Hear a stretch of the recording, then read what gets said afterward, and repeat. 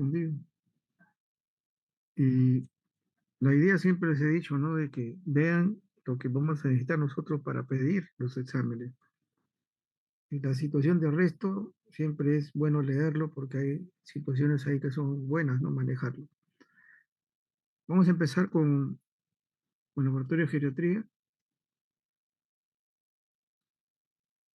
Una de las cosas es que la tercera edad siempre va a haber, vamos a ver si así estoy haciendo, va a haber siempre cambios, ¿no? Y lo digo, en otros países están utilizando ya eh, estadísticas y factores de referencia en el laboratorio muy diferentes a lo que nosotros usamos.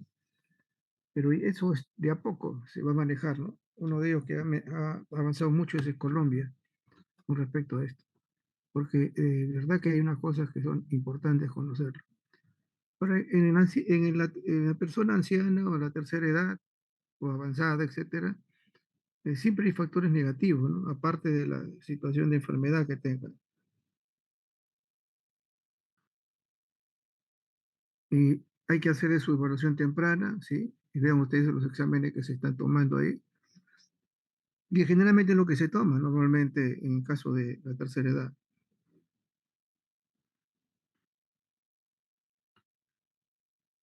Generalmente lo que se detecta mucho acerca de la patología frecuente en nuestro medio, la detección de hipertensión, la dislipidemia y la diabetes mellitus.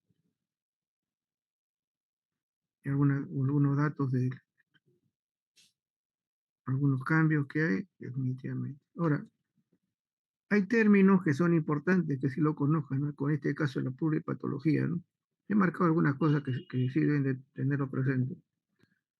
Ahí la enfermedad definitivamente crónica a la cabeza de todo es la diabetes. La hipertensión, artrosis, insuficiencia cardíaca le sigue.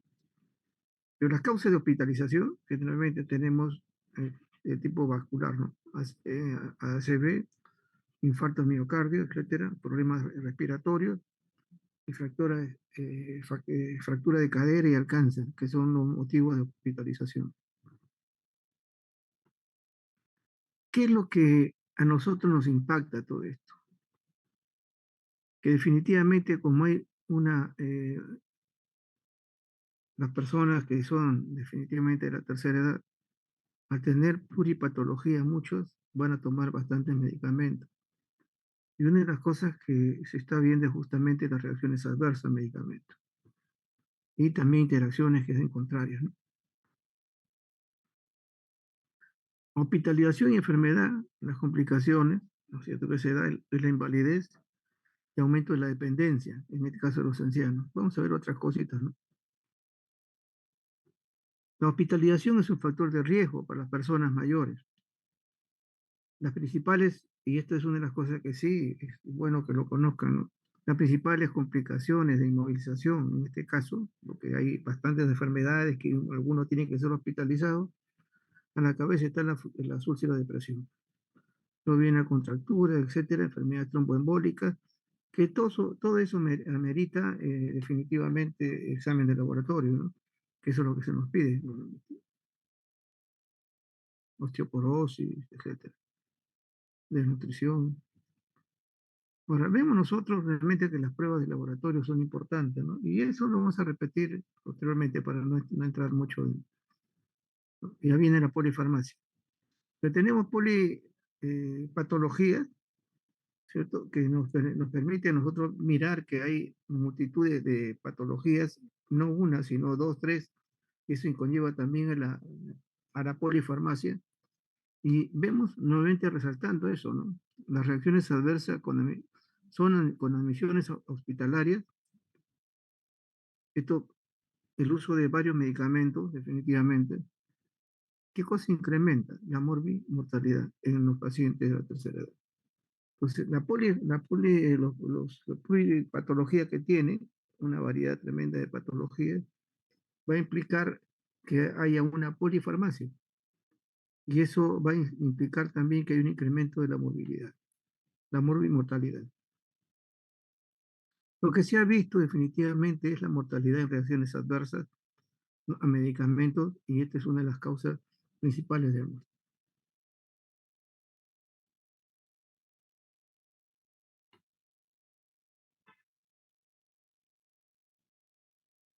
Estas interacciones medicamentosas por la pluripatología que se maneja definitivamente ha dado prevalencia de interacción en los fármacos, fármaco, del 35 al 60%. Porque ahí definitivamente estoy tomando uno para el corazón, otro para el problema cardíaco, o problema digestivo, otro para el problema eh, prostático, etcétera, problemas oculares, hipertensión, etcétera, tantas cosas. Esta interacción medicamentosa de la enfermedad definitivamente se empeora cuando un paciente tiene algunas comorbilidades, ¿no? En este caso es diabético, cuando también tiene un problema de POC, cuando también está utilizando esteroides, cuando también hay problemas, en este caso, porque hay una situación de hiperglicemia, ¿no es cierto? Y generalmente cuando la patología es mayor en cuestión de diabetes, esto aumenta, ¿no? Definitivamente los riesgos. Por eso que tiene que ver con nosotros.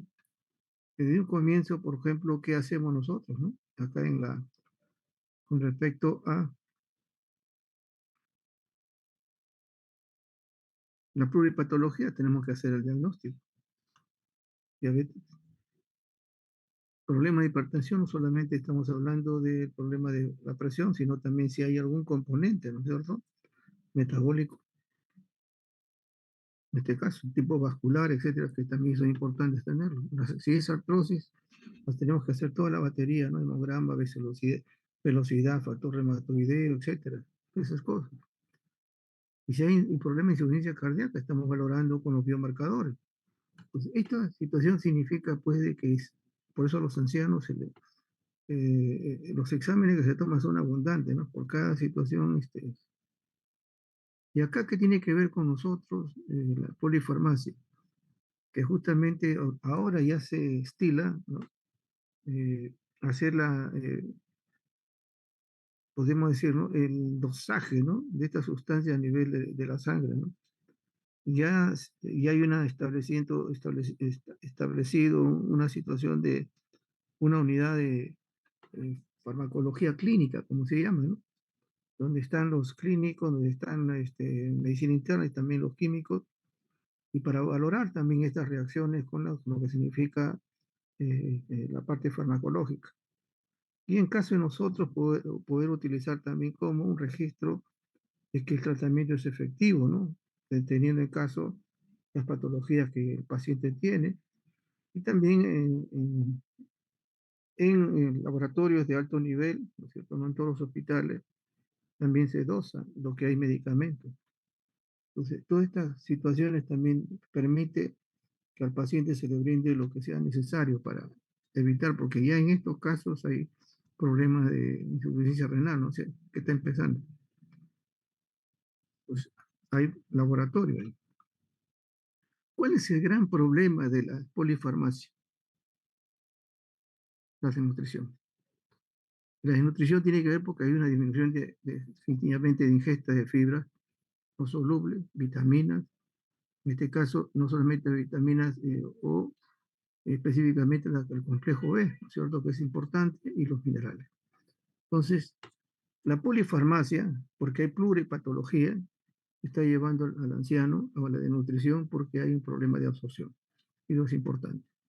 Y eso nosotros lo dosamos. Definitivamente, si vemos un hemograma, un perfil hepático, vemos proteínas disminuidas, vemos inclusive si hay problemas de absorción, ¿no es cierto? En este caso, dosamos, hay dosaje también de minerales, ¿no? Para poder determinar que esto se da. Pero generalmente, con las primeras áreas de lo que es hematología, ya podemos, luego se toma vitamina B12, ácido fólico, etcétera, todos los elementos que sean necesarios, ya se establece que hay un problema definitivamente de absorción en el paciente.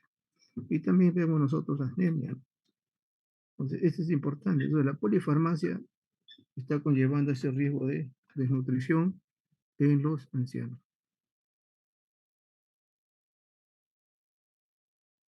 En caso de los problemas osteomusculares, o en este caso la artrosis, en todos los ancianos se le hace toda la batería como si fuera un artritis reumatoidea.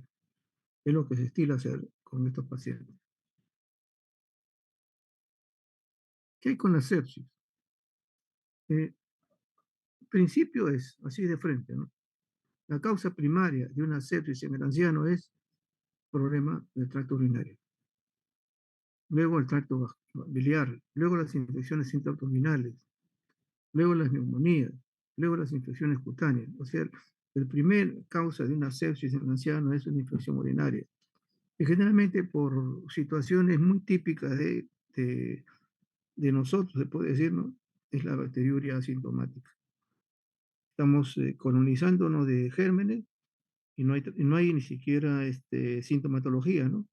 Solamente el caso del olor, que es mucho más intenso. Pero pues, no lo tiene, no tiene fiebre. Y como si está minando esa situación, y de ahí puede empezar un punto primario, ¿no? Más del 50% de una sepsis. Y generalmente los más frecuentes son los bacilos gram negativos, ¿no? De cajón siempre decimos nosotros, ¿no? Escherichia coli. Pero son los gérmenes más frecuentes. Y podemos ver nosotros aquí, porque ya cuando hay una sepsis, sí remarcar que la importancia es, lo primario es el hemocultivo.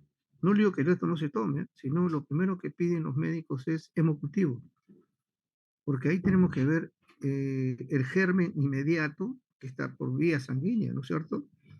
Y luego ya comenzamos a colocar ahí de dónde empieza, ¿no? Luego se pide un examen de orina, un hemograma, puto, etcétera, etcétera, etcétera. Entonces, y si hay alguna herida, también tomamos muestra de la herida, pero lo primero que se toma es un hemocultivo, es lo importante. Luego el resto de pruebas que son importantísimas también, pero la otra es para iniciar, se puede iniciar el tratamiento con eso. ¿Qué hay con la neumonía? Definitivamente acá la neumonía, si vemos nosotros el envejecimiento, ¿qué pasa? Disminución del flujo de oxígeno, pérdida de fuerza muscular, alteración en la función mucociliar, es por aspiración. Entonces la neumonía en caso del anciano, la mayoría de casos es por aspiración. Y eso significa que hay gérmenes propiamente de la boca, etcétera, o en la zona de ahí, el aparato respiratorio superior, y eso es lo que le causa. ¿Por qué? Porque muchas veces estos pacientes que tienen, hay un problema definitivamente de riesgo, ¿no? Y a veces están hospitalizados también, inclusive. Entonces hay una situación de que no le permite eliminar cierto tipo de elementos, como en este caso la secreción respiratoria o el esputo, entonces se lo pasan, como se dice, ¿no? Entonces eso es lo que tenemos que ver, que es la neumonía por ellos es por aspiración, en el caso. Y los gérmenes son casi los mismos que vemos en todas las patologías, ¿no? Neumococo, hemófilos influenzae, gérmenes anaerobios, y acá vemos también por broncoaspiración, ¿cierto? En la primera por neumonía sacarina comunidad, o sea, y hay colonización. Por eso cuando encontramos nosotros un neumococo, así un paciente que no tenga sintomatología, hay que eliminarlo, ¿no? Porque es un riesgo. La hospitalización, definitivamente conocemos nosotros que es la pseudomonas. Y esto definitivamente son infecciones polimicrobianas y mucho se dio estos casos en el COVID, ¿no es cierto? Después de ventilación mecánica. Y se contagiaba, etcétera. Estaba entubado el paciente y lo que aparecía era una pseudomonas, desgraciadamente resistente al tratamiento, ¿no?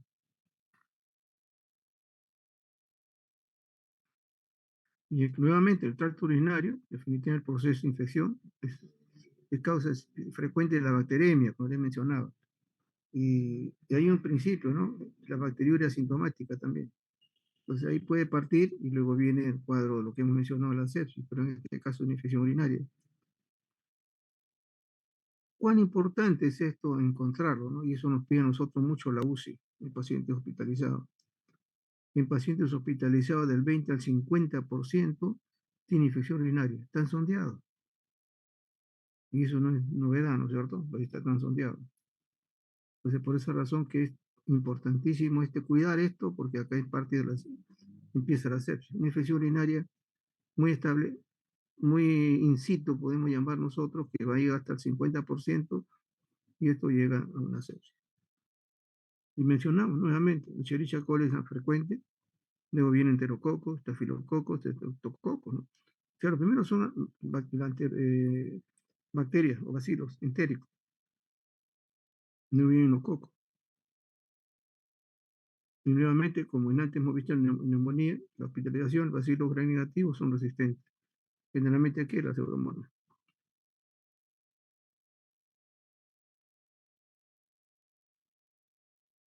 Ya vemos nosotros, bacteria asintomática. Generalmente el paciente muchas veces está sondeado, ¿no? O sin sonda, porque viene a veces de la calle.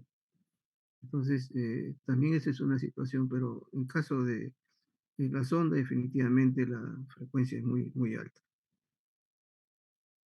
¿Y qué se debe pedir? Una infección urinaria, lo sabemos, un hemograma. Nunca se pierda cuando ya vemos la parte basal del paciente, porque se le pide así.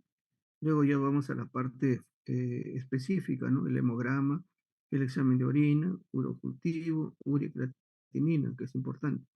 Entonces, ya son pruebas más fijas al problema in situ, podemos llamar nosotros, ¿sí?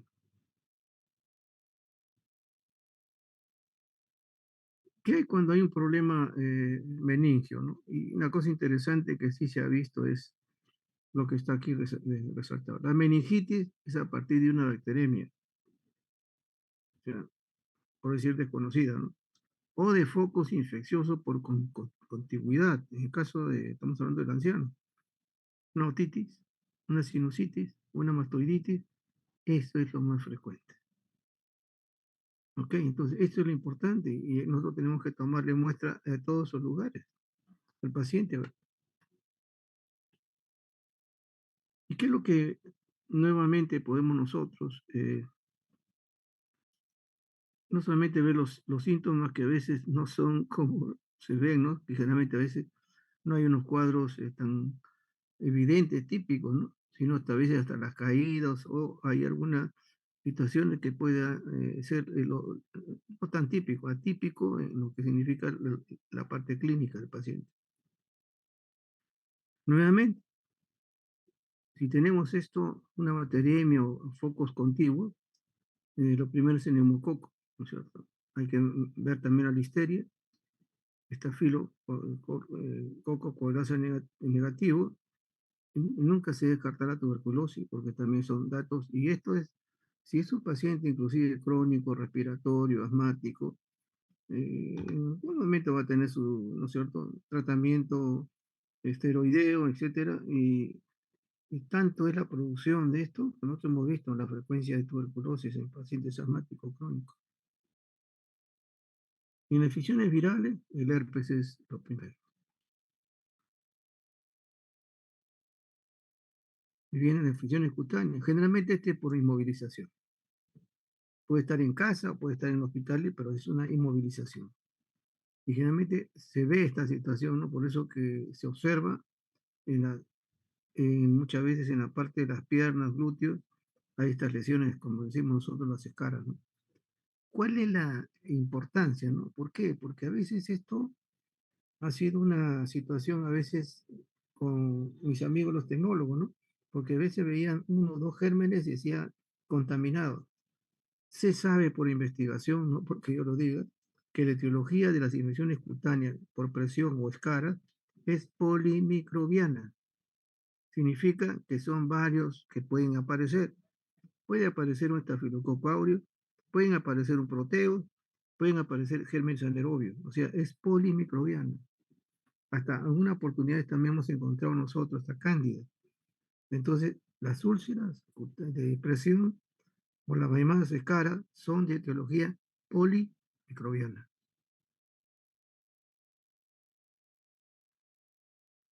Y la enfermedad cardiovascular definitivamente tiene que ver con alteraciones estructurales, ¿no es cierto? El envejecimiento da un problema de extensibilidad de las arterias, etcétera. ¿Cuál es la mayor dificultad en este caso? No solamente a nivel neurológico, ¿no? Sino lo que es un problema de enfermedad coronaria. ¿Y acá qué se hace? Definitivamente vemos la edad del paciente, todas esas cosas que ya vemos los antecedentes, de lo que significa los factores de riesgo y ya nos vamos nosotros al laboratorio. Igual hacemos, igual nos pide el médico. Aparte de esto son los biomarcadores. Ese es el control. Es lo más importante. El riesgo no se va a excluir el resto, ¿no? Pero eso es lo que nos genera en este caso los pacientes con problemas de cardiovascular. Siempre se está vigilando con EKG, siempre se está vigilando con los biomarcadores, porque en el anciano no da. Hace poco, pues es bueno que a veces lean, ¿no? No ha sido acá, es en España. Un anciano va a la atención, ¿no? La atención emergencia allá en España, en un hospital. Y fue por, fue por solamente así, ¿eh? Dolor epigástrico. Le dieron para alcohólico, le dieron antiácido y lo mandaron a su casa. Llega a su casa y a la medianoche muere, un infarto. En los ancianos no es típico. Los ancianos pueden tener un cólico que parece un problema de tipo abdominal, dolor epigástrico, no va a tener esa irradiación como lo tenemos la mayoría de gente joven, ¿no? Inclusive hasta un poco se marea, ¿no? Y muchas veces, hasta la carga a veces se desorienta, ¿no? Hay que llevarlo de frente. Y este señor están haciéndole juicio allá a ese hospital, ¿no? Por el mal diagnóstico. Y acá hubiera sido una cosa muy simple, ¿no? Prueba de marcadores, porque es un anciano, hay que hacerle marcadores. Y no le hicieron los biomarcadores cardíacos. El paciente murió. Entonces, esto es lo que nosotros tenemos que darnos cuenta, dejar de compartir, que es importante que eso lo tengan presente, ¿no? Vamos a la siguiente.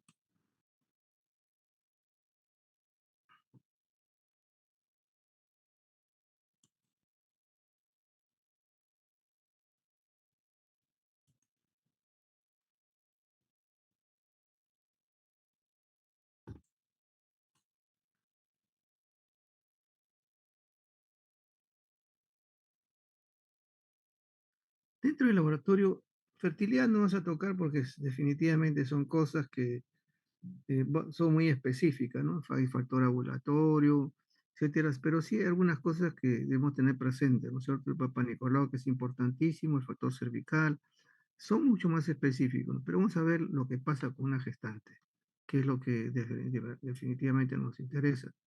Y es lo que más vemos, porque la fertilidad es algo que nos manden a un examen hormonal, no nos da más, porque eso va siempre a una unidad muy específica, ¿no? Recuerde que el HCG, que es una de las cosas importantes, el pico máximo es en la semana 10. Es un hormona del embarazo, positivo al quinto día de retraso menstrual. Y pero valores de 50 ya lo consideran ellos la carga positiva, ¿no? Inclusive hasta de 25. No es que salga positivo y que por ahí salió 6 o 7, ¿no? El ginecólogo ve esa cantidad, ya está estableciendo que hay un embarazo. Ahora, esto se complementa con la ecografía, ¿no? Porque a veces solamente hay, como yo les mencionaba, el cascarón nada más y no está el embrión. Entonces, sí hay importancia las dos que tienen que hacer. Y siempre lo toman, los ginecólogos siempre toman esto. Su característica es definitivamente es vigilar todo lo que es el embarazo, ¿cierto? Luego mantiene el cuerpo lúteo, ¿no es cierto? Y luego, ¿qué va a hacer? Para que puedan producirse la progesterona y estrógeno.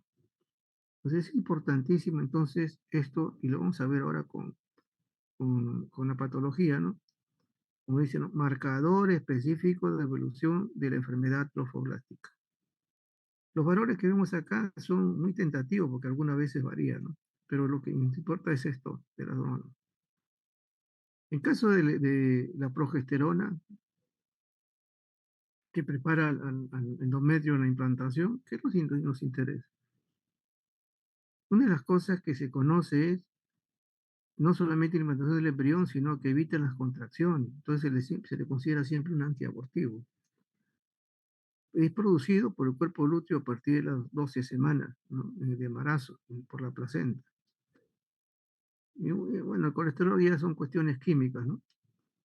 Y, pero esto es lo importante, ¿no? Implantación, evita la pérdida de, en este caso, el embrión o feto, ¿no es cierto? Y el cuerpo lúteo también, que es, lo produce, ¿no? En esta semana.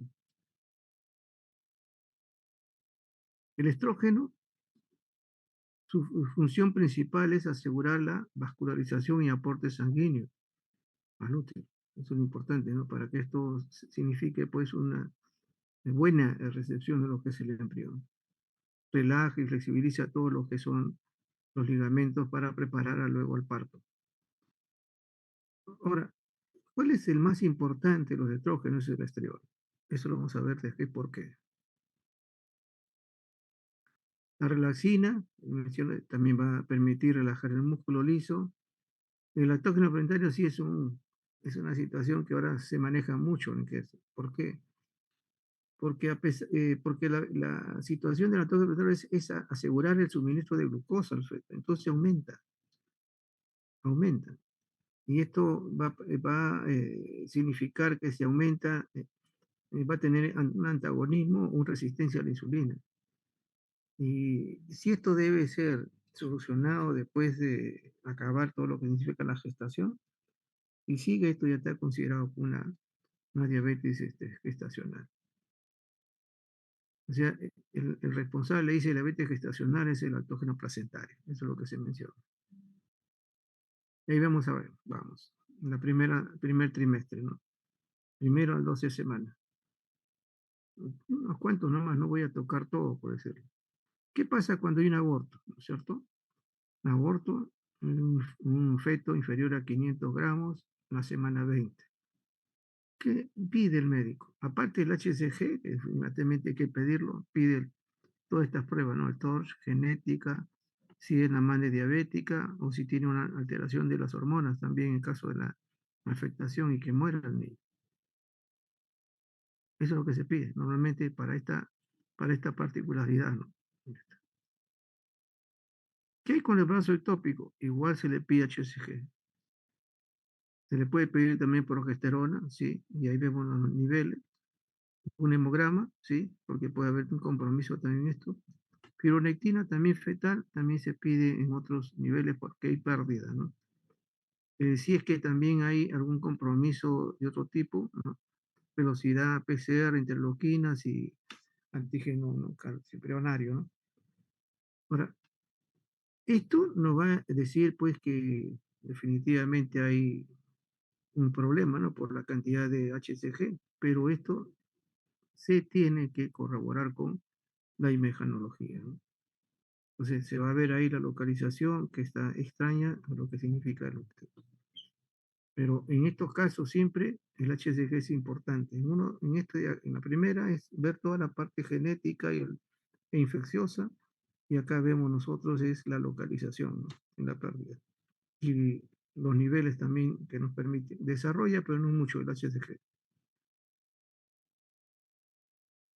Y esto es lo que mencionaba antes, ¿no? El HCG, que es importantísimo, es un marcador tumoral también, no solamente de parto, ¿no? Entonces, ¿para qué es útil? Para el diagnóstico, para el pronóstico, para la respuesta al tratamiento y el seguimiento de la patología que es enfermedad trofoblástica.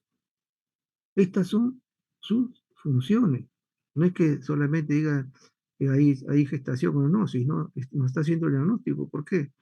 Una enfermedad trofoblástica que puede ser la mola o puede ser el coriocarcinoma u otro, lo que va a verse son los niveles, ¿no es cierto? En otros hemos visto niveles hasta casi bordeando el millón, un poco más del millón.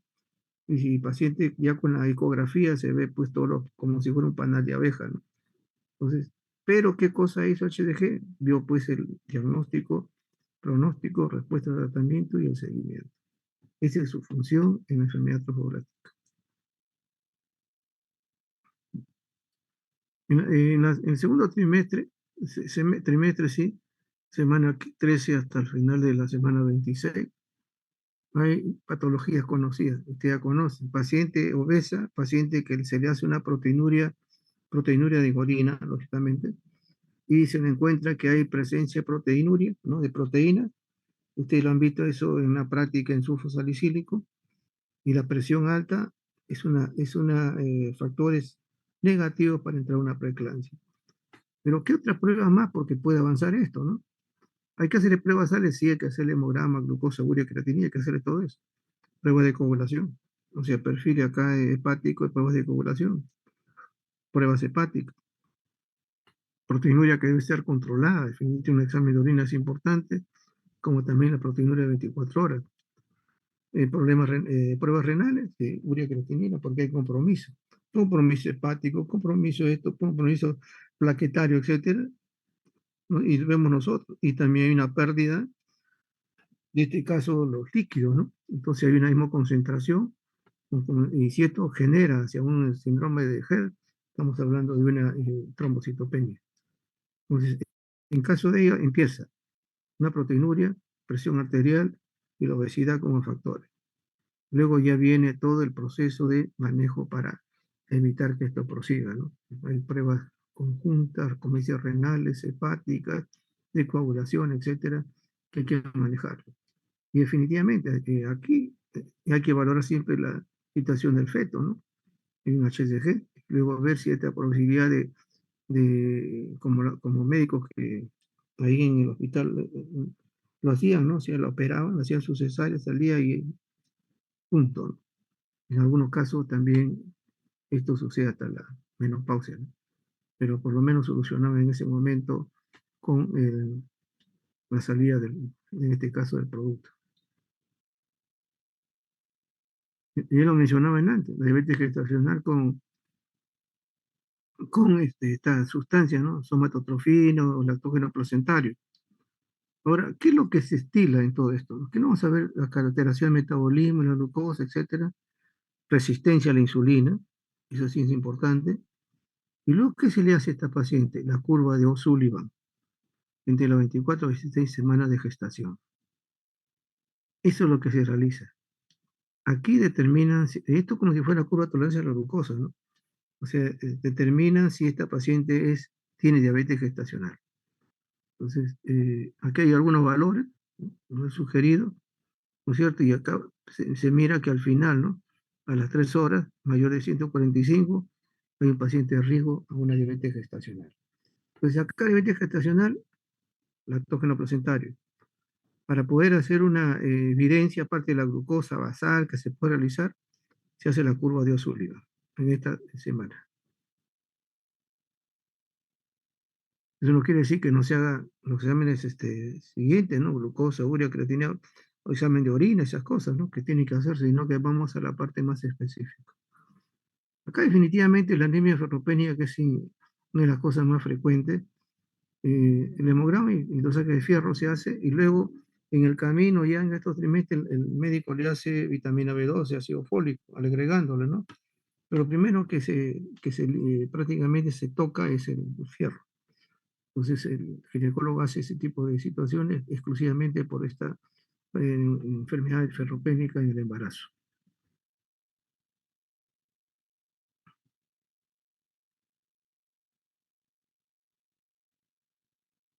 ¿Qué es lo que sucede cuando, y esto, bueno, a mi grupo le decía, pues les contaba algo que como he estado muy imbuido en estos años con laboratorio de emergencia, así que yo bajaba, ¿no? Ahí a la emergencia a estar con los colegas que eran amigos, y me iba a ginecología, cirugía, traumatología, etcétera, medicina, y miraba, ¿no? Como mirón. Y una de las tantas era que entra una familia, así tomada, pues, ¿no? De los hombros, etcétera, de los brazos, una familia, ¿no? Que venía con una de las gestantes, ¿no? Y gritando, se le ha roto la fuente, se le ha roto la fuente, bueno, RPM, ruptura prematura inminente. ¿Qué es lo que debe hacer? Y qué es lo que hace el residente, ¿no? ¿Por qué? Porque eso lo hace en el laboratorio. Hace la prueba si realmente es líquido amniótico. ¿Qué prueba es? lo que estamos viendo acá, la prueba del test de cristalización del líquido amniótico. Es como si fuera un helecho. Si se ve esto, el líquido amniótico, ruptura prematura de membrana. Pero muchas veces es orina. Por eso es que no se le hace mayor situación, ¿no? En estos casos. Entonces, RPM tiene que verse primeramente esto. Y luego, cubrirlo al paciente, ¿no? Porque si hay un RPM, definitivamente está abierto el conducto, hay gérmenes que suben, recuerden eso, entonces hay que tomar una muestra. Y el ginecólogo toma la muestra y nos envía a nosotros para hacer los cultivos, ¿no? Y en estos casos, si hay esta situación y el canal de parto abierto, hasta puede haber ahí Streptococcus agalactiae. Entonces, el peligro justamente está en eso. Cultivo, esto primario, cultivo, y luego ver la viabilidad del feto, ¿no? En este caso el bebé, ¿no es cierto? Pero lo que hacemos nosotros directamente es esto. Y ahí definitivamente van a ver ustedes cuál es la situación del ojo del médico. En este último trimestre son las infecciones. Son las infecciones de esto y generalmente son infecciones de tipo viral.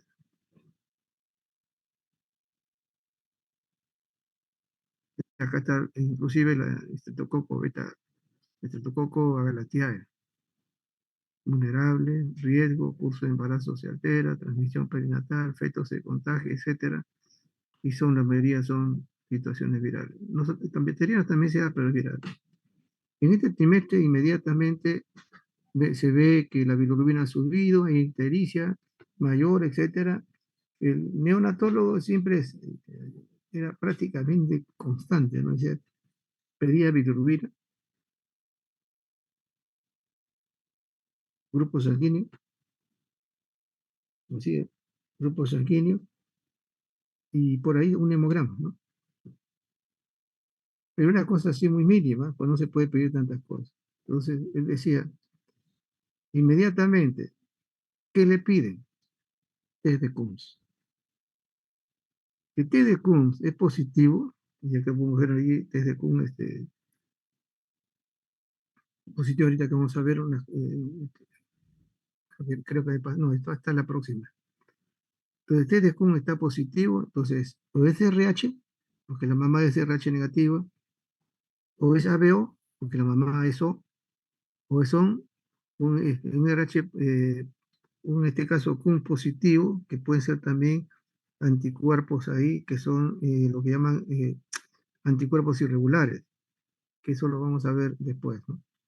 Entonces, aquí lo primero es el test de CUMS, de la bilirrubina, que lo pide el neonatólogo, y si no hay nada de esto, le pide el líquido cefalorraquídeo, porque la ictericia en los recién nacidos puede ser por sepsis, procalcitonina. ¿Te das cuenta? No es solamente por incompatibilidad. Entonces, si él tiene que descartar la incompatibilidad, si es incompatibilidad, lo van a ver con el test de Kuhn. Si no es, le agrega líquido cefalorraquídeo, procalcitonina. Y acá vemos nosotros, ¿no? La actividad, y este es un contagio definitivamente del calar del parto, y también es por eso que se toma secreción vaginal y rectal a la paciente que va a dar a luz, porque sí hemos encontrado nosotros eh, estos gérmenes, ¿no es cierto?, en el canal del parto, también el recto. Esto hay que limpiarlo porque ya se conoce que esto es productor de una cuadro de infección, corionionitis y una sepsis en el paciente. Cuadro de neumonía también. La fitoproteína, lo interesante, es un marcador, a pesar que es un marcador oncológico, eh, debe tener alguna consistencia, ¿no? Por decir que debe estar disminuido en el suelo materno. Y también va a permitir esto observar si hay pérdida, ¿no? En este caso, si hay estos elementos también que están bastante disminuidos. Pero no se utiliza mucho para esto. Ese es el pH, ¿no es cierto?, del caso de la valoración de oxigenación del niño. Acá hay unos cuadros también que pueden observarlo. Y esto es lo que yo les mencionaba, ¿no? El bienestar fetal, generalmente lo que se realiza en la madre, en este caso la orina, es el estriol. estriol o E3. Y acá se ve, ¿no? Los niveles que debe estar semana 16 hasta el final del embarazo debe ser 25 y si uno encuentra menos de 5 significa muerte fetal. Lógicamente se tiene que hacer HCG de todas maneras, pero ya esto nos está indicando que es una muerte fetal. Vamos a ver algo acá más, esto. Cuando sale el bebé y esto lo ve, el ginecólogo dice, "Ah, es un líquido transparente, pajizo, es un amarillo muy suave, ¿no? Normal. Ve un color amarillo, pero es más intenso, es eritroblastosis, ¿no? Que podría madre feto. Si es meconiano verdoso, es hipoxia fetal. Y si es rojo o marrón, es muerte fetal. Entonces, esto es la primera evidencia que tienen los ginecólogos para determinar las condiciones de este caso. Si se observa este líquido verdoso, definitivamente a veces hay que apurar el parto, ¿no? O una cesárea, porque si no puede ser, en estos casos, gravísimo. Pero cuando los colores son más intensos, así oscuro y marrón, está de muerte fetal el paciente, de este caso de perfecto.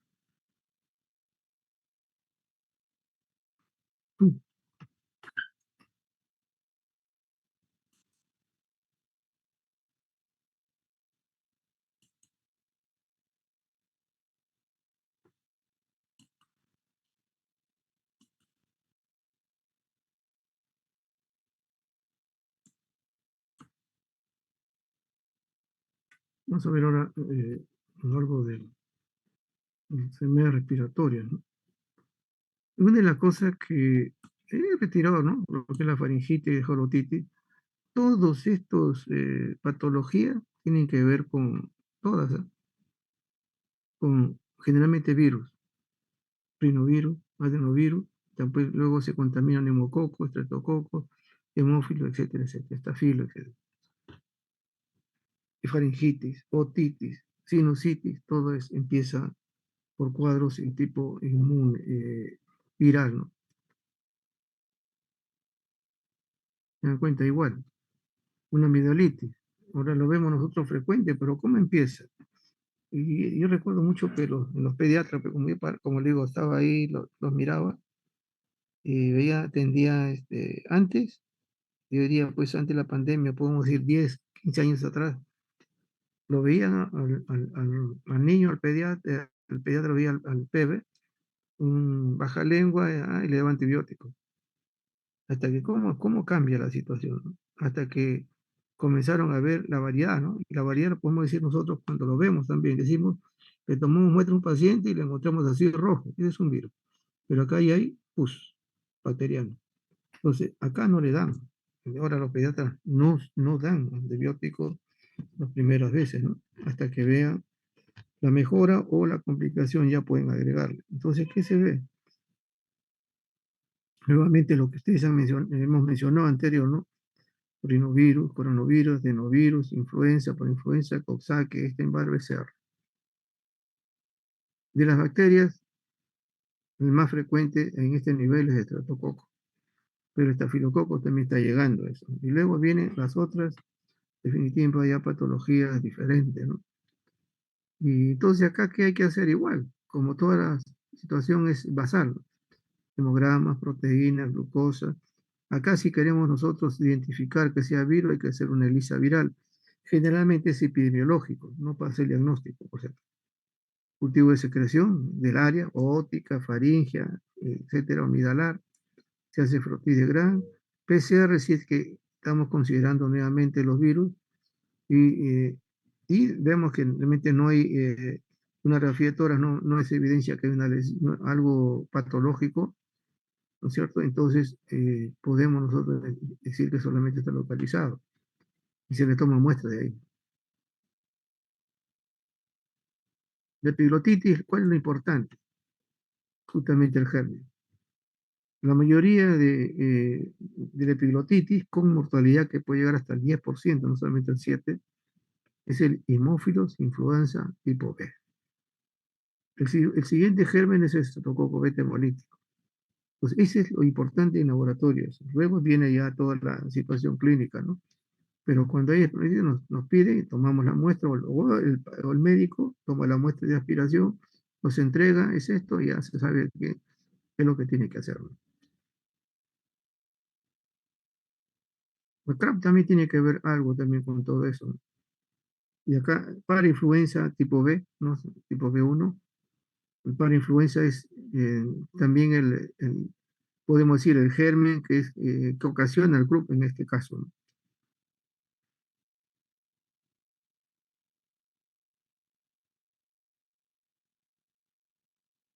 Acá tenemos nuevamente, y ya la parte formal, química, la ley, pero como les digo, eso es lo importante, ¿no? El periodo de incubación de 2 a 6 días, los casos son de 6 a 3 años, es estacional, otoño-invierno. O sea, por esa razón que estos momentos son, que llamamos brotes. Está el germen, igual hay que hacerle serología, ¿no? Definitivamente si hay eso. Y como todo empieza por un cuadro a veces alérgico, la inmunoglobulina E son parte también de la batería que pide el médico en este caso. Ahora, dentro ya de la parte propiamente pulmonar, nuevamente, rinovirus, coronavirus, adenovirus, etcétera, y luego vienen las complicaciones. O sea, prácticamente los virus respiratorios superiores son los mismos que van a ir a la parte inferior, ¿no es cierto? Ahí va a progresar y va a significar esto. Es cuando hay una situación de eh, factores, ¿no? De riesgo también, y hay factores de riesgo igual que están aquí, por eso hay bronquitis, ¿no? Generalmente el respiratorio, ahorita que estamos viviendo una época de mucho, no solamente frío de humedad, sino también empiezan, ¿no? Los problemas de tipo alérgico y luego vienen los problemas bronquiales. Y solamente mencionar esto, ¿no? Bronquitis aguda no complicada y complicada. La tos. Aunque ahora se dice, ¿no? Si ya tienes tos como una semana nada más, o 2 semanas ya es tuberculosis. No necesariamente. Acá, por ejemplo, no complicada, el paciente todavía sigue con su inmunología bien, acá no, por eso que es complicada. No hay fiebre, si hay fiebre, no hay comorbilidad conocida, casi hay comorbilidad. Definitivamente la mayoría de estos son adultos mayores o niños pequeños, ¿no? Lactantes. Y acá, definitivamente igual que el resto, pruebas basales, cultivo de esputos, ver si hay algún componente tóxico, se le pide, eso lo hace Digesa. Hay un componente tóxico o ESMO que puede haber que sea parte del cuadro, ¿no? Un AGA, porque en este caso la bronquitis definitivamente hay problemas, como si fuera un tipo de un asmático. Y uno lo viene ahí y luego la imagenología. La bronquitis crónica que tiene que ver algo ya mayor, ¿no? Mayor tiempo de manifestación y a veces se repite, ¿no? Se repite a veces al año, dice que deben ser 2 o 3, etcétera, etcétera. Pero esto es más relacionado acá está con la época, la enfermedad pulmonar obstructiva crónica, donde hay definitivamente una bronquitis y también con presentación de enfisema. Y miren todos los gérmenes que hay que valorarlos, ¿no? En caso de nosotros nos piden, porque como hay compromiso bronquial y por ahí lo ve que está tosiendo a cada rato, hay que hacerle su cultivo, de todas maneras. Y vemos un sinnúmero también. Y nuevamente, rinovirus, adenovirus, virus sincitial, etcétera, etcétera. Y luego las complicaciones que van a hacer con los neumococos, etcétera, y otro tipo de gérmenes. Y está el EPOC. Ahora, ¿cuál es lo interesante de todo esto, no? Que, bueno, que hay alteraciones también del enfisema, etcétera, las causas, pero esto es lo que nosotros hacemos. Hemograma, glucosa, urea, creatinina, AGA, porque recuerda que hay un problema respiratorio, electrolito, cultivo de esputo, y en caso a veces el médico hace hasta aspirado bronquial, ¿no? Pero ayuda también a ver inmunoglobulina E, alfa-1 antitrypsina, porque hay acá compromiso, ¿no es cierto?, de un daño de tipo pulmonar, no solamente hepático, sino también es eso. Toxicología no lo hacemos nosotros, lo hace en este caso Digesa. ¿Y cuál nos da el valor de una época? La espirometría. No es laboratorio, el laboratorio le da todo esto, pero ya para hacer una viabilidad, después ir del diagnóstico, es la espirometría. Hay obstrucción.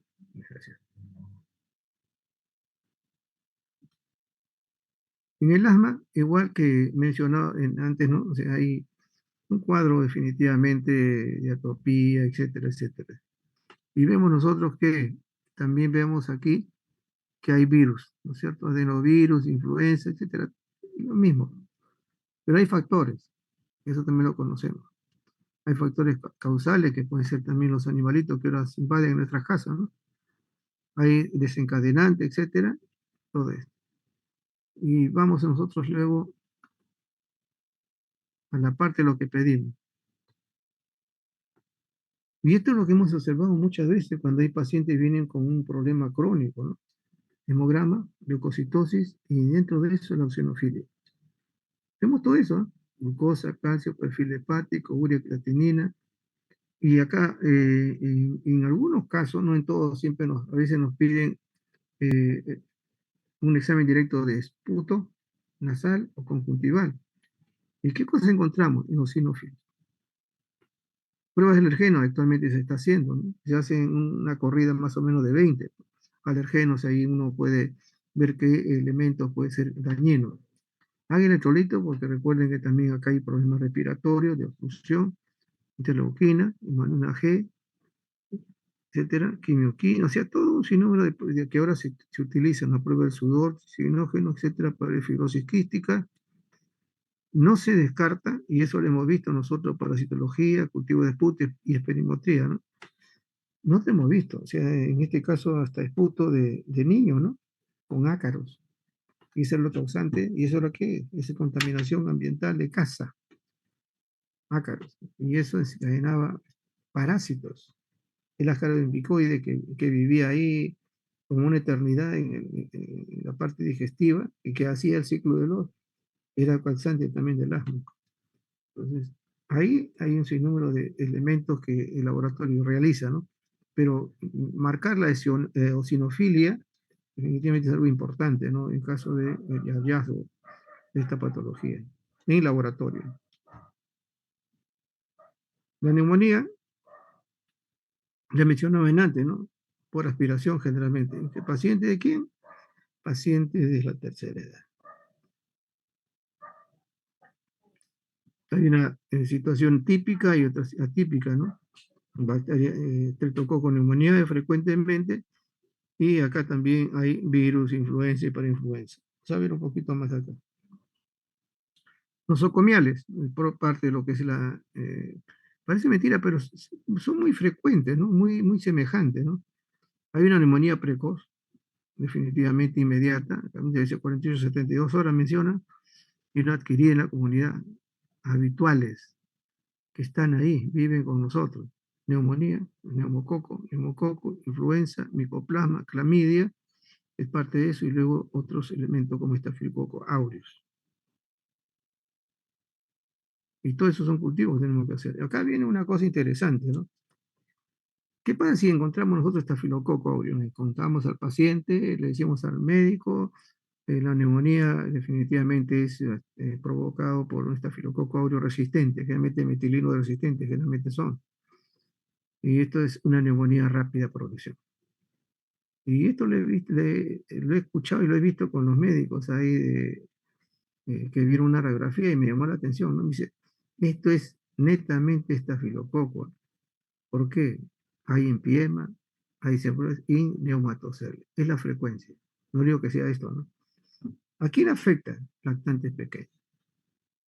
Entonces, una neumonía rápida progresión con elementos radiológicos en pequeños, estafilococo, que luego es aislado, ¿no? Por el laboratorio. Igual acá, una influenza que es habitual en la parte de vías superiores, se asocia a qué? Siempre a enfermedades tipo invasivas.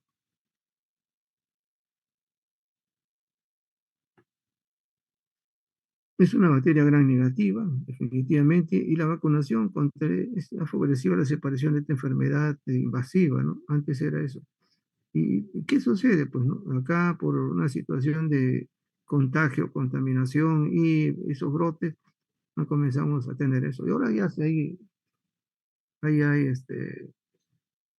vacuna pero hay que hacerlo cada año, ¿no? Ese es el gran problema, porque la variación justamente de estos gérmenes, pues, ¿no? Es otra cosa muy diferente. En la Galatiae ya hemos visto nosotros, generalmente es en el neonatal inmediato, contagio en el canal del parto. Eso es lo que es. Y provoca una sepsis o provoca neumonía en estos casos.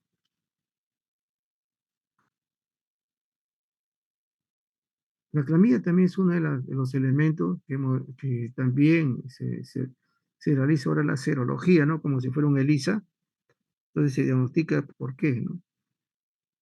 Una de las cosas que en radiología es interesante es que menciona, ¿no? Neumonía con infiltrados simétricos intersticiales. O sea, a nivel de ambos, por decir, de ambos lóbulos, se ven esos infiltrados simétricos. Simétricos. Acá ya, hay de simétrico.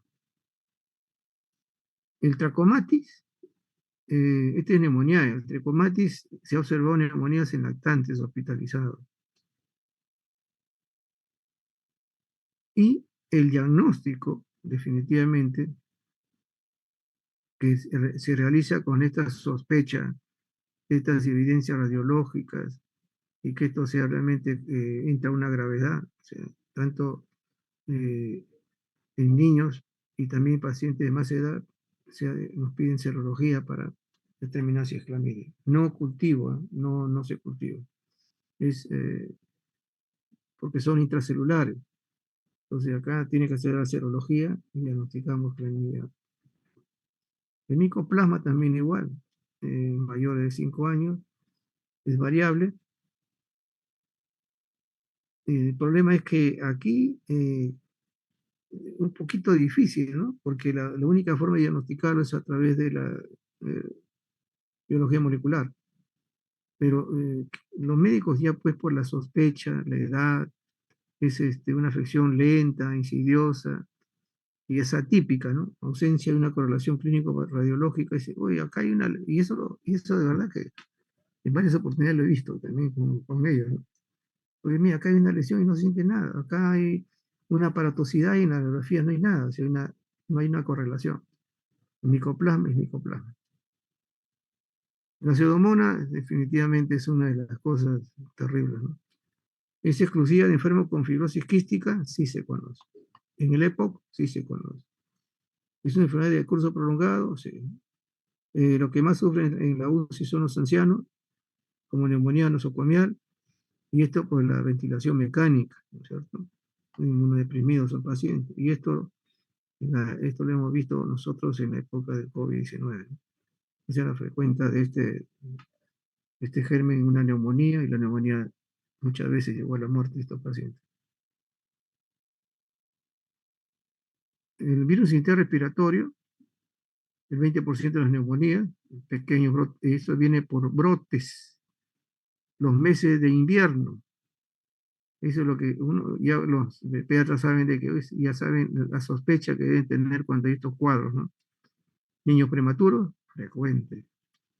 ¿Y alguna alteración? Bueno, pero niños prematuros. Y la mayoría de estos virus esencial respiratorio padecen una bronquiolitis. Entonces, cuando ven toda esta situación clínica y el médico, por epidemiología se manda a hacer el cultivo, ¿no? El cultivo, ¿no? Viral, ¿no? O la biología molecular. No hacemos cultivos normales, ¿no? Entonces, esto se lleva para poder observar, ¿no? Esa curva de brote a nivel de los meses de invierno. Entonces, esto es importante y eso nos piden a nosotros para llevar la muestra también al lugar del Instituto Nacional de Salud. ¿Qué pasa si hay un adenovirus que frecuentemente es del aparato respiratorio? Lo que va a producir es necrosis pulmonar. Entonces, acá podemos ver hemograma, PCR, uf, si podemos hacer hasta deshidrogenasa al aire, vamos a encontrar todo eso, ¿no? Y acá hay una neuropatía fulminante, ¿no? Por eso el problema acá es el diagnóstico también, no es inmediato. Acá, cuando ven que hay una situación muy crítica, ¿no? Del paciente, hay una evolución realmente gravísima, se está pensando en esto y hay que llevarlo y no hacemos nosotros esto, lo hace el Instituto Nacional de Salud. Sarampión y varicela definitivamente son pacientes inmunocomprometidos. También igual, como son virus, no hacemos nosotros eso en laboratorio, sino en laboratorio de referencia. Y esto nos quiere decir que hay que hacer toda la batería de hemograma, glucosa y la creatinina, ¿no? Tenemos que hacerlo, ¿no? Un PCR, ver la viabilidad de ver el compromiso de estos pacientes. Y luego de acá ya, neumonía cándida. Una cosa que me llamó la atención fue esto, ¿no? Años anteriores, cuando veía yo las láminas de tuberculosis ahí en el hospital, veía eso, aspergillus, ¿no? Estoy hablándole hace 20 años atrás, y yo le decía ahí al del programa, ¿no? Esto no es tuberculosis, he visto aspergillus, y las normas no estaba pues eso, sino era quiere investigar tuberculosis. Pero yo le digo, veo otras cosas, veo hasta un sinnúmero de cocos que está sembrado y veo aspergillus. Y tantos años ha sido así que ya ante la pandemia ya colocaron qué otras cosas se encontraban, ¿no? Porque ha habido pacientes que se le ha tratado como tuberculosis con problemas de aspergillus. Y luego ahorita ya se cambió todo eso, ¿no? El programa. Entonces, el aspergillus es el gran problema a nivel respiratorio, ¿no es cierto? Y esto tenía que, de todas maneras, descartar la tuberculosis porque lo simula. Pero eso se da, y hemos visto cándida en el puto, hemos visto aspergillus y otros también elementos que hemos visto acá, neumonía, neumocistis, etcétera. Y acá podemos ver alguna significancia de estas, ¿no? De neumonía, ¿no? Puede haber elementos, leucopenia, leucocitosis, hematocrito, glucosa, por eso les mencionaba, ¿no? Hay que hacer toda la batería y luego hay que hacer el examen de esputo en todos ellos, o aspirado, ¿no? Eso lo hace el médico tratante, ¿no? Que hace el aspirado, nos entrega a nosotros el líquido del aspirado y hacemos también igual, gran, todos los cultivos sean necesarios, el BK, como si de cajón le hacemos esto. Si hay derrame pleural, se le hace el citoquímico y también eso ayuda. Si esto es viral o si esto es bacteriano, eso de sudado, ya ustedes saben eso acerca de lo que se llama ¿no? El criterio del aire. En serología, si es que hay elementos que no es frecuente, ¿no es cierto? Está la clamidia también igual, ¿no? No sé el diagnóstico. Y los virus todos por PCR.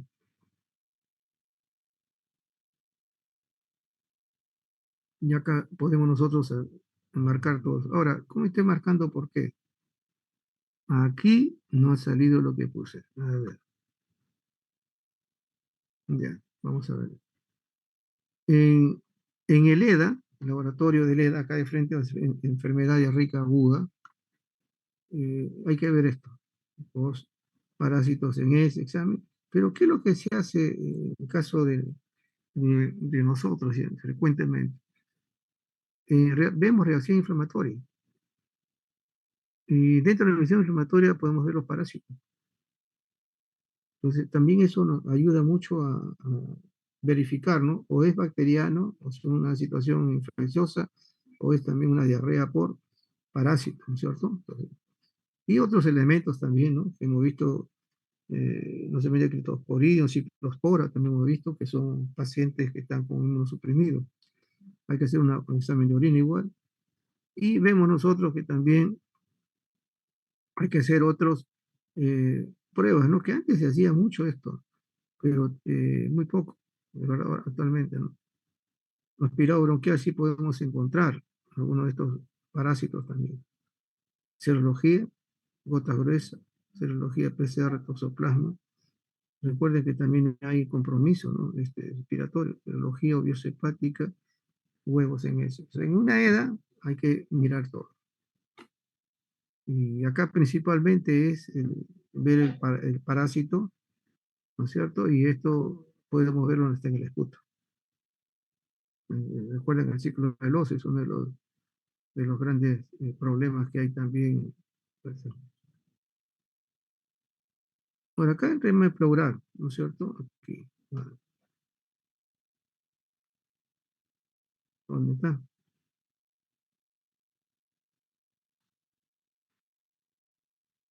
El famoso, ¿no es cierto?, criterio de Lai. Si yo tengo un exudado, ya sé lo que debe haber, ¿no es cierto? Proteínas, líquido pleural, proteínas séricas mayor de 0,5, deshidrogenasa láctica pleural y sérica mayor de 0,6 y deshidrogenasa láctica pleural mayor a 2/3 del límite superior normal del suero. Criterios de Lai, exudado. ¿Ok? Entonces ya ustedes conocen estos criterios de Lai, que es importante tenerlo presente.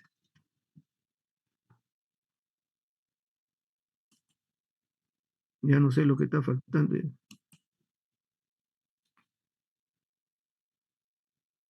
¿Qué me está faltando?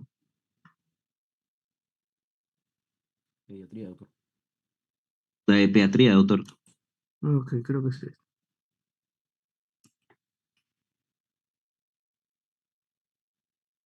Aquí vamos a ver lo que hemos dejado en otro punto. Estudio laboratorio complementario, lo vamos a ver después. Aquí. El síndrome de dificultad respiratoria, ¿lo hemos visto? Sí, lo hemos visto. Y algo, una cosa interesante, ¿no? Recuerden que esto generalmente es en los prematuros. Mientras más prematuro, más problemas tiene en este caso, de esta surfactante, ¿no? La inmadurez es parte del factor importantísimo, ¿no? Ya que vemos nosotros. Aparte de eso, prematuros, de embarazo múltiple, diabetes materna, preeclampsia, ¿se dan cuenta? O sea, estos son elementos de factores de riesgo, pero mayormente son los prematuros. Ahora, para nosotros determinar que esto sea realmente un problema de dificultad respiratoria, una de las cosas es el AGA. Y acá podemos ver nosotros cuando hay insuficiencia respiratoria, en estos casos de neonatos, ¿no? 7,20, mayor, en este caso, presión del CO2, 55-60, presión del oxígeno, menor de 55, el FIO está entre 0,405, y lo importante, ¿no?, aparte de la base también, es la saturación, menor de 85. Y ahí este es básico para poder determinar una insuficiencia respiratoria, en este caso por un problema de surfactante en recién nacido. Vean usted las cantidades que son importantes conocerlas, ¿no? Pero aquí nos ayuda a hacer el diagnóstico, aparte de todo eso, ¿no?, que el conocimiento del AGA. Y lo dice ahí.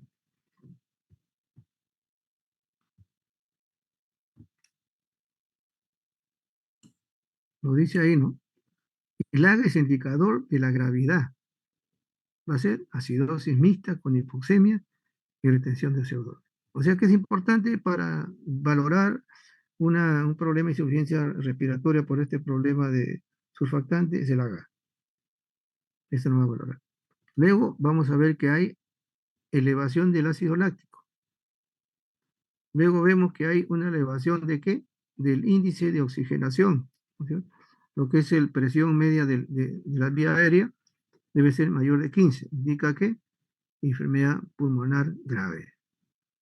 Entonces, y 1, 2, 3, y sumado el medir el surfactante en el líquido amniótico, lógicamente la radiografía no estamos disminuyendo, la pues importante, ya tenemos la evidencia de este problema. Luego hay que hacer, pues, las complementarias, ¿no? Porque para ver que no sea otras cosas, o sea, cultivos, etcétera, grupos sanguíneos, etcétera, un hemograma, etcétera. Pero lo que va a ser acá importante es el AGA, ácido láctico, inicio de oxigenación y medir la sustancia surfactante líquida. Y una imagenología lo vamos a ver así de esta manera. ¿Qué hay con la hiperbilirubinemia, no? Y vemos nosotros que esto, vamos así en general, ¿no? Cuando es fisiológica, entre las 24 horas, pero cuando es patológica, en primer día, inmediatamente después, se observa, hasta una semana, pero primeramente generalmente es así, en las primeras horas, ¿no? Es moderada, el otro es elevada, etcétera. Vemos nosotros los bilirrubinas, que generalmente los neonatólogos es lo que más observan. ¿Y qué es lo que hay, no? que generalmente la ictericia fisiológica es por lactancia materna. Y acá le he puesto. Y la ictericia patológica, que generalmente lo ve el neonatólogo, siempre menciona sepsis. Entonces, aparte de otros, ¿no? Pero la sepsis es lo más frecuente. Y acá le pide el líquido cefalorraquídeo. Una de las cosas que le parte de su PCR, hemograma, le pide el líquido cefalorraquídeo, porque la sepsis en ellos se hace tan sistémica que aparece ahí, ¿no? Y le piden eso. Entonces, la patológica, en caso de ictericia, tenemos que ver que no sea por cuidado séptico, y la fisiológica frecuentemente la lactancia materna.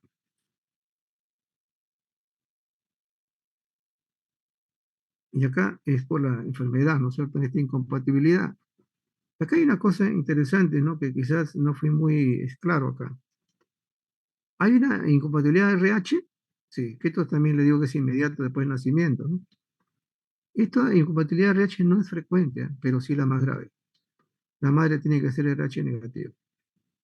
La incompatibilidad BO es la más frecuente y la madre tiene que ser el grupo O.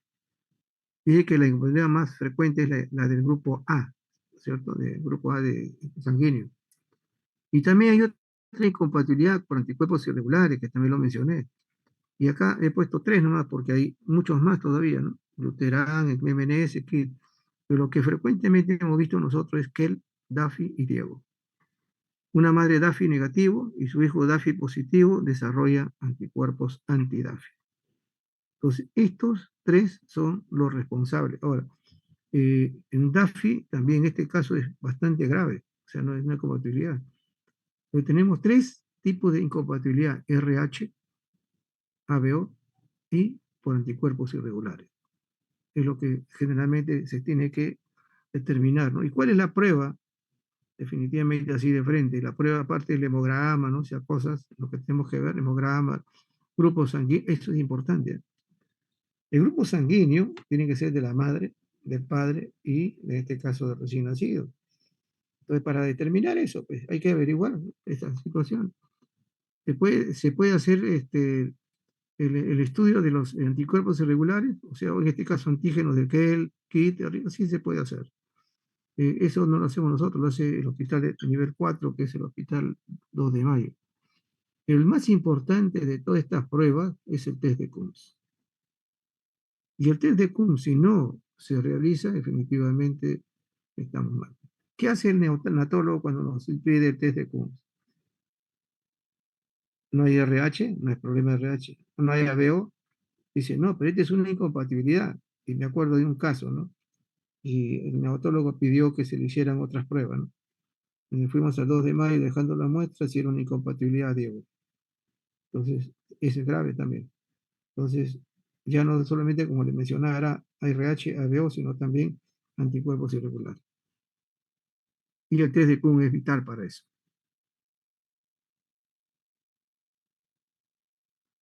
En la sepsis que hemos mencionado, hay algunas características, ¿no? Cuando es precoz, es tardía, nosocomial, ¿no es cierto? Y acá es ascendente, es evidente precoz, ascendente por la vía vertical, por el canal del parto, o también en vía rectal.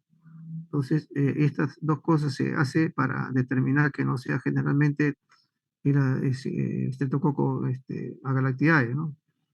Y acá hay unas condiciones, ¿no? Que cuando son niños mayores de 1500 agalactiae, cuando son niños menores de 1500 gramos, generalmente está responsabilizando de ser el Escherichia coli.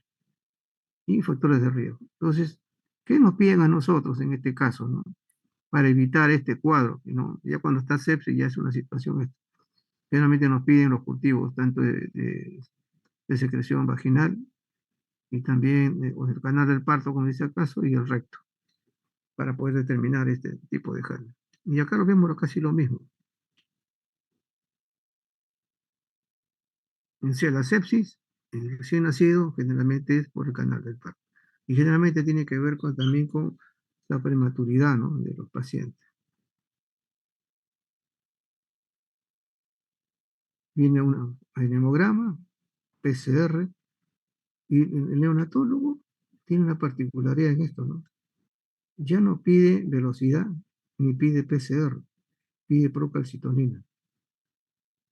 Como esto es un cuadro séptico hemocultivo. Y esto es Bien difícil, ¿no? ¿Por qué? Porque recién nacido tendrá, pues, cuánto de volumen, ¿no? Sanguíneo. Así que no podemos tomarle más de 10 gotas. Y en esas 10 gotas hay que hacer todas las pruebas. Entonces, aquí hay un hemograma, hemocalcinuria normalmente, hemocultivo. En este caso, el cultivo, en este caso recién nacido, puede ser exudado, de orina, coprocultivo del cordón, líquido amniótico, del catéter, etcétera. Líquido cefalorraquídeo, que es importante para él, y la bilirrubina. Luego viene el resto, ¿no? Que no digo que no se hace, pero no se hace inmediatamente. Entonces, lo que he marcado de negro es lo que más se realiza en estos casos en la paciente.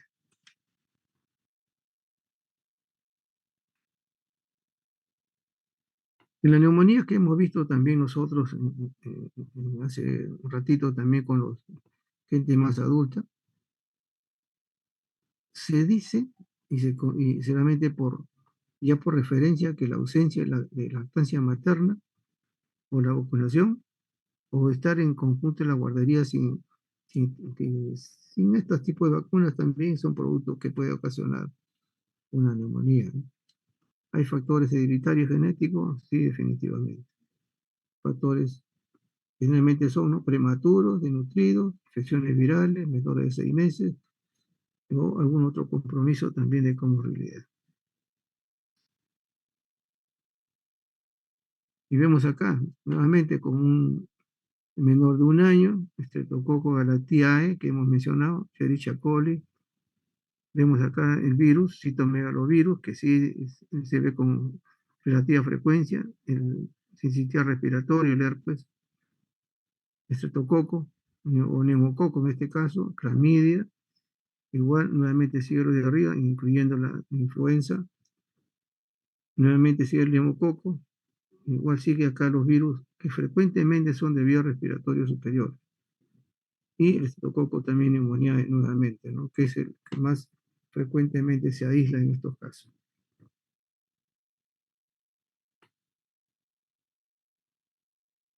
Hemograma, procalcitonina, pruebas basales, hemocultivo, secreción nasofaríngea. No se hace pruebas rápidas, que sería interesante. Acá en nuestro medio no ha alcanzado una frecuencia de esto, ¿no? En otros países lo hacen, y ya con esa prueba rápida pueden determinar que es un estreptococo. Entonces ya ayuda mucho a hacer un tratamiento primario luego que venga el cultivo, pero acá no se hace. Y acá por eso lo que sucede es que hay que esperarlo.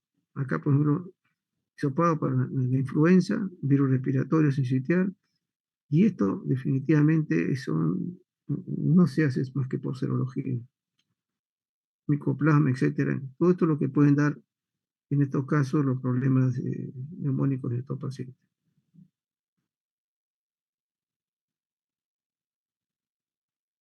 Hemograma. Recuerdo una de las cosas que mencionaba un médico, decía, si tiene un problema neumónico es sistémico, y no se puede dejar que solamente sea que tenga un problema de derrame, que se localice, es sistémico. Entonces puede llegar a cualquier otro elemento, ¿no? Entonces, las pruebas que se realizaste es eso. Acá lo que mencionaba también de LEDA, igual hemograma, como decía, el examen parasitológico coprocultivo generalmente se hace solamente cuando hay bacteriano, pero acá lo que hacemos nosotros es reacción inflamatoria. O sea, si hay reacción inflamatoria positiva, es bacteriana, o es mononuclear, es viral. Y acá también podemos apreciar parásitos. Así que con una sola prueba hacemos todo el resto.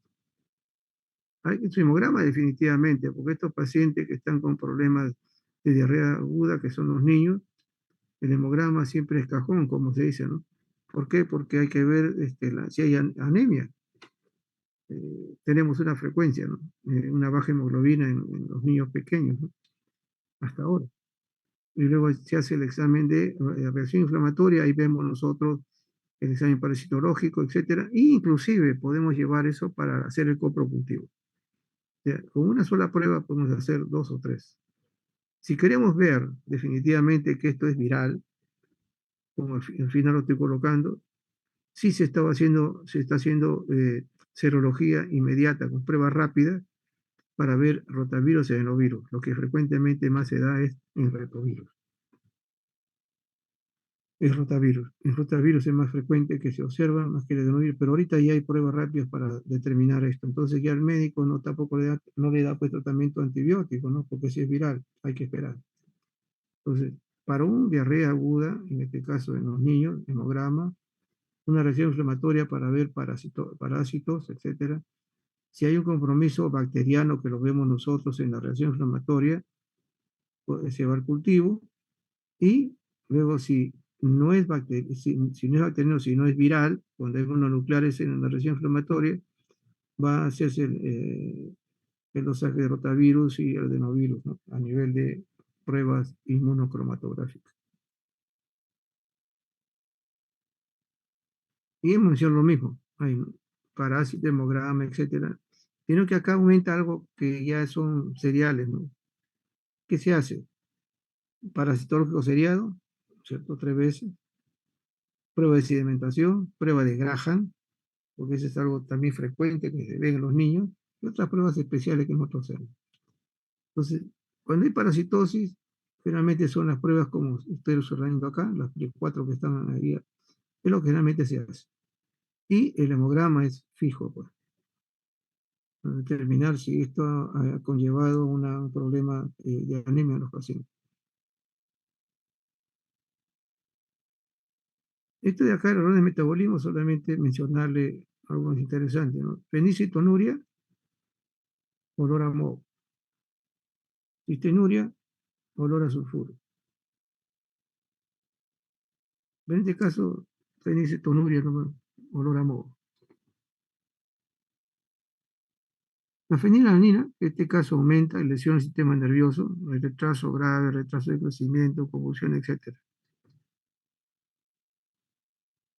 En los síntomas, ¿qué cosa es lo que tenemos que nosotros determinar? Acá vamos a ver. Para el diagnóstico de esta patología,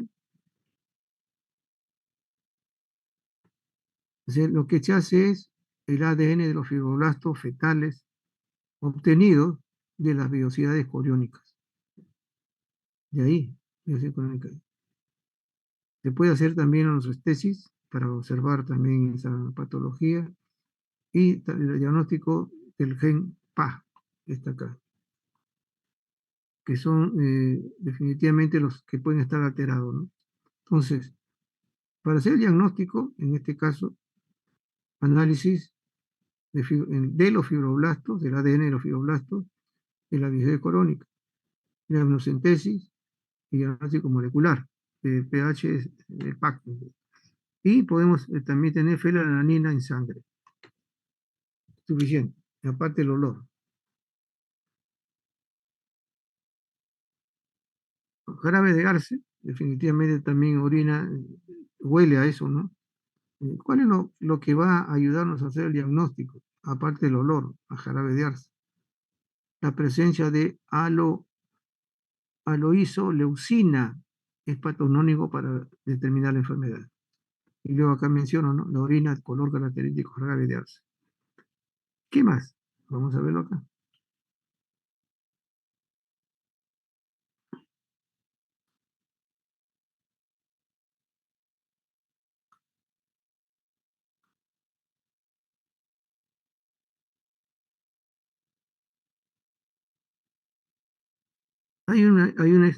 Esto de acá que es el diagnóstico, y luego ver la parte genética, ¿no? Que ese es algo que ya eh, eh, lo hace en este caso en Hospital Nivel 4. Pero ya con esta prueba se puede manejar ya la presencia, el olor, etcétera, y las características también que pueden tener los pacientes. Y la homocistinuria, que es un error también del metabolismo de metionina, se va a ver un aumento en nivel de hemocisteína en sangre. Esto también provoca problemas neurológicos. Pero también se da no solamente por problemas congénitos, sino también por adquirido. Se sabe que el déficit de vitamina B2, B6, etcétera, no solamente 6, sino otro complejo de vitamina B12 y el ácido fólico, provocan el aumento de homocisteína. También esto va a provocar lesiones y daño a nivel neurológico. Entonces, el examen de aminoácidos en sangre y orina, pruebas genéticas, nivel de homocisteína, biopsia, hígado, etc. Entonces, la genética, hemocisteína, también se dosa, y también por déficit va a haber aumento, también se dosa. Mayor problema en este caso.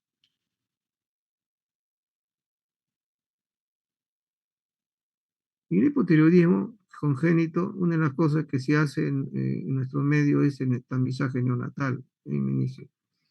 Y hay sospechas que generalmente se está haciendo casi a todos los recién nacidos. Y eso se lo lleva al hospital de referencia que es el San Bartolomé. Entonces, pero primero se hace esto. Se hace este examizaje a través de estas gotas del talón del bebé y se determina que sea un hipotiroidista. Pero ahí no acaba. Lo que se tiene que hacer son las pruebas ya totales. TSH, FSH, T4 libre. Pero para ver un diagnóstico de hipotiroidismo, tamizaje neonatal y luego las pruebas complementarias. Con eso es suficiente. Porque no se esperar que haya un retardo, en este caso el niño, ¿no es cierto? Entonces esas son pruebas muy rutinarias que se hacen en nuestro medio y definitivamente no hay que agregarle más cosas para no marearlo. Bueno.